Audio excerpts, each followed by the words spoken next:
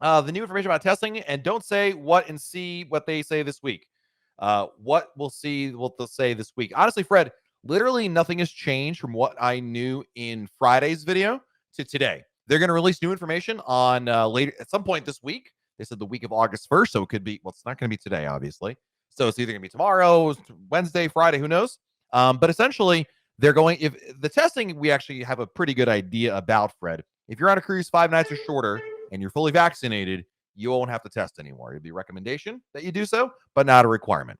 Unvaccinated would have to still do a test for that cruise. If you're on a longer sailing, Fred, and you're vaccinated, a 6-night or longer, then you still need to do a COVID test. So the only real change is if you're vaccinated and going on a cruise less than 6 nights out of the U.S., then that'll be the policy change there.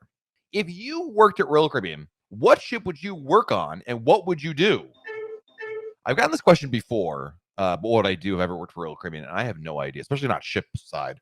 If I was going to pick a ship, I definitely, but I want to be on the newest ship. Initially I would think Wonder or Odyssey of the Seas. Maybe I want to be like on Brilliance, a little chiller vibe, you know? As to what I do on board, boy, I have no clue. I guess I would food and beverage quality assurance. So it'd be my job to sample all the food and give it either thumbs up or thumbs up. I guess that's what I'd pick. I heard that Starbucks is now included with the drink package. Sort of, Jose. So again, this is a good question. Basically, Cafe Promenade is upgrading its coffee drinks to include Starbucks brewed coffees. So if you get a Starbucks beverage or a macchiato, a latte at Cafe Promenade, like always, that's included with the drink package. The actual Starbucks kiosks are not included. That's not a change. So basically, Jose, the drinks at Cafe Promenade are changing, and those are included in the drink package. That's something, Jose, that I shared when I was on Wonder of the Seas back in March. That was the first ship to have that policy in there. So it's sort of yes, but you still won't be able to go to a Starbucks kiosk and have it included, if that makes sense. Puerto Rico hotter than Florida in the summer? Not necessarily. A lot of people assume whatever it is in Florida, it must be way hotter in the Caribbean. And the answer is actually not the case. The tropics are pretty much the same temperature year-round. They don't get the temperature swings that we get here in Florida, which is actually the subtropics, if you want to be specific about it, and obviously further north. So the answer is not necessarily. Now, listen, it can get pretty darn hot in Puerto Rico because when you're in old San Juan, there's not a lot of airflow there because you got all these tall buildings, well, not relatively speaking, tall buildings that block the airflow. But no, not necessarily. It's pretty much in the 80s year-round in Puerto Rico. Humidity might change. So I don't want to make it seem like it's not hot in Puerto Rico. It'll be plenty warm over there, but not necessarily warmer than Florida, if that makes sense. Does every cruise sell out now, or can you get last-minute deals? Most cruises do sell out. Last-minute deals are not unheard of. It really, Sniper, what it boils down to is you might get a last-minute fare, but it might not be a deal. Like last minute, you can book last minute, but it might not be a deal. They're not necessarily exclusive, or the opposite of mutually exclusive. Like just because you're getting a last-minute fare doesn't mean it's a last-minute deal. And cruising is very popular. We just saw this again. I mean, with the Royal Caribbean Group had its earnings call last week. And in the Caribbean, as an example, they were sailing out like at 103% capacity over the quarter, which is basically sold out. So last minute deals, if you're looking for them, they are around. They're usually in other areas. Alaska, if you're looking for a last minute cruise right now, I would say September Alaska cruise. Any cruises in the Mediterranean at any point this year, the European cruise season is a little depressed in terms of demand because of the Ukraine war. So as a result, there's a lot more last minute deals you can find over there. But you're talking about those kinds of markets as opposed to the Caribbean. If you're looking for this summer or fall, it's a little less, it's a little more slim pickings or less slim pickings. I'm not sure how that works. My wife and 2 other couples are going on our first Royal Caribbean cruise September on Symphony of the Seas. Any must-dos unique to the ship? The shows and the dining, Jeff. You want to see all the shows. The shows are the most unique thing that you can only find on Symphony of the Seas, like flights, like the shows in the Aqua Theater, in Studio B, the ice skating rink.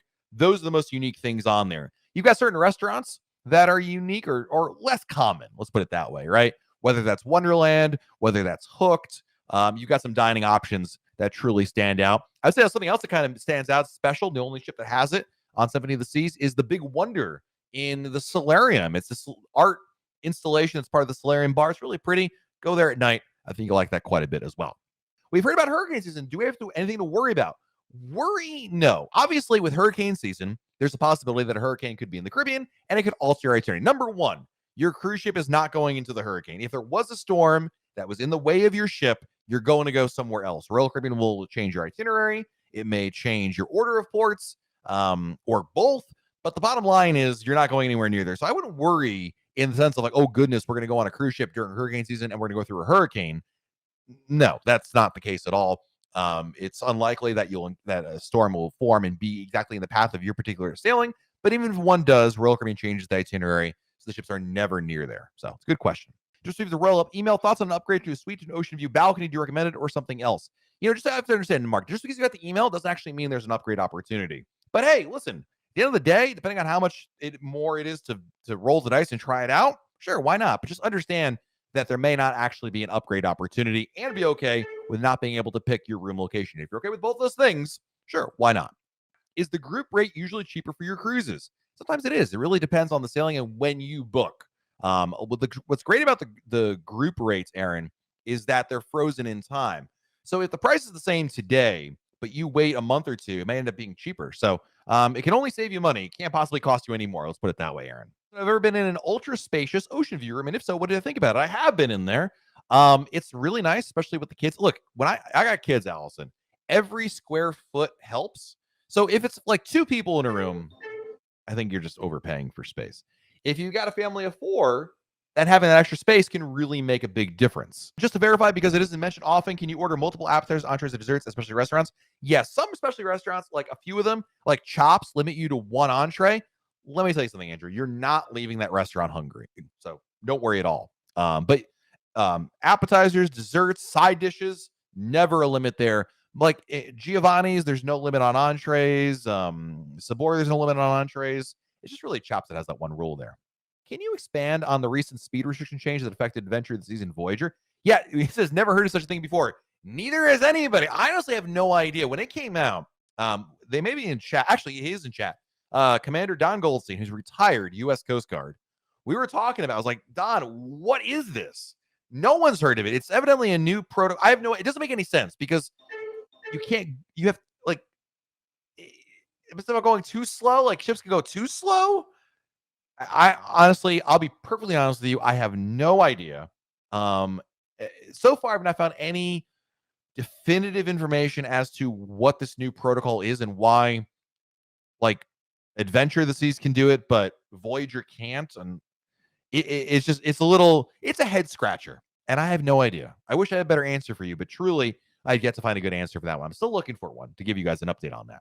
Sailing on Anthem of the Seas out in New Jersey to celebrate New Year's Eve on board. I'm afraid that the cold temperatures will limit things to do on board. Any thoughts? I've done cruises out of Anthem. I've done cruises out of New Jersey before. The first night can be chilly, but once you get to the afternoon of day two, when you get down to the Carolinas and whatnot, it'll start warming up quite a bit. Not to mention, a lot of the venues are enclosed. Don't forget, Anthem of the Seas has a fully enclosed pool and adult pool. So it really makes it enjoyable to be outdoors because you're in an enclosed area. So don't worry too much about the weather. You'll have a great time on board. Would you know if show bookings will ever be possible before embarkation? And why would Royal Caribbean take this future way? It's a great question. Before the pandemic, they had that option on some classes of ships, like the Oasis and Quantum class ships. So the answer is yes, it's possible.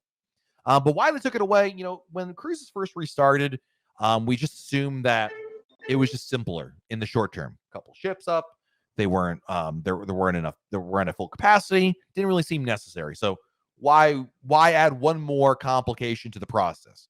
But now today, I don't know, maybe they want it for consistency reasons. I honestly have no idea, Bonia. It makes no sense, but I hope they bring it back. But in the meantime, it's not there. Is there a decent beach at the port at Costa Maya? At the port, I mean, it's okay. It's fine. I would say your best bet, Kimberly, is to head into town, go to, well, my favorite place to go to is Maya Chan, but I think the beaches, water-wise, are superior still. If you go to downtown Mahawal, where you can go, like my favorite place is Jamie's at Blue Reef. So maybe go downtown to Mahawal. It's a very short cab ride down there.